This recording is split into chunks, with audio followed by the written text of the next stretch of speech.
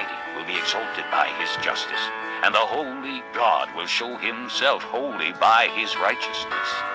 Then sheep will graze as in their own pasture.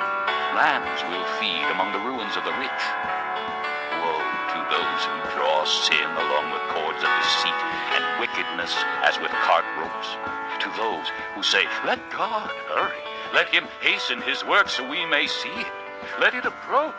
Let the plan of the Holy One of Israel come so we may know it."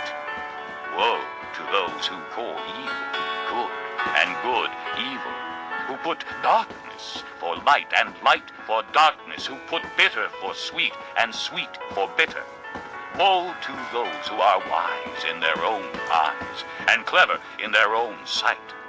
Woe to those who are heroes at drinking wine and champions at mixing drinks, who acquit the guilty for a bribe but deny justice to the innocent. Therefore, as tongues of fire lick up straw, and as dry grass sinks down in the flames, so their roots will decay, and their flowers blow away like dust. For they have rejected the law of the Lord Almighty, and spurned the word of the Holy One of Israel. Therefore the Lord's anger burns against his people. His hand is raised, and he strikes them down. The mountains shake, and the dead bodies are like refuse in the streets. Yet for all this, his anger is not turned away. His hand is still upraised. He lifts up a banner for the distant nations. He whistles for those at the ends of the earth. Here they come, swiftly and speedily. Not one of them grows tired or stumbles. Not one slumbers or sleeps. Not a belt is loosened at the waist. Not a sandal thong is broken. Their arrows are sharp. All their bows are strung. Their horses' hoofs seem like flint. Their chariot wheels like a whirlwind. Their roar is like that of the lion. They roar like young lions. They growl as they seize their prey and carry it off with no one to rescue. In that day they will roar over it like the roaring of the sea. And if one looks at the land, he will see darkness and distress. Even the light will be darkened by the clouds. Chapter 5. I will sing for the one I love a song about his vineyard. My loved one had a vineyard on a fertile hillside. He dug it up and cleared it of stones and planted it with the choicest vines. He built a watchtower in it and cut out a winepress as well.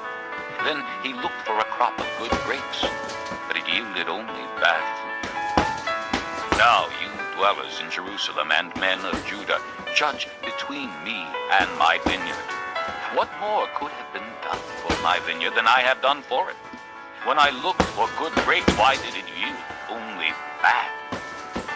Now I will tell you what I am going to do to my vineyard. I will take away its hedge, and it will be destroyed. I will break down its wall, and it will be trampled.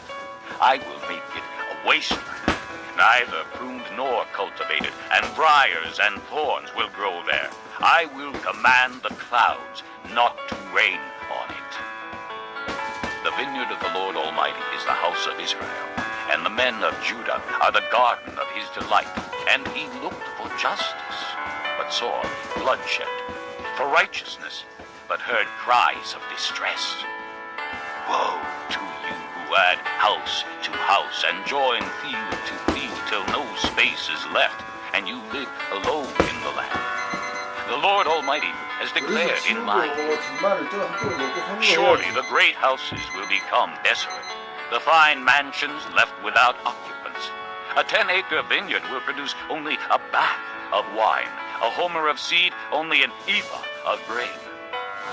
Woe to those who rise early in the morning to run after their drinks, who stay up late at night till they are inflamed with wine.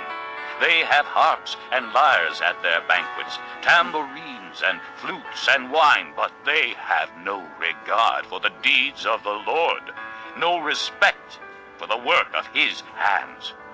Therefore my people will go into exile for lack of understanding. Their men of rank will die of hunger, and their masses will be parched with thirst.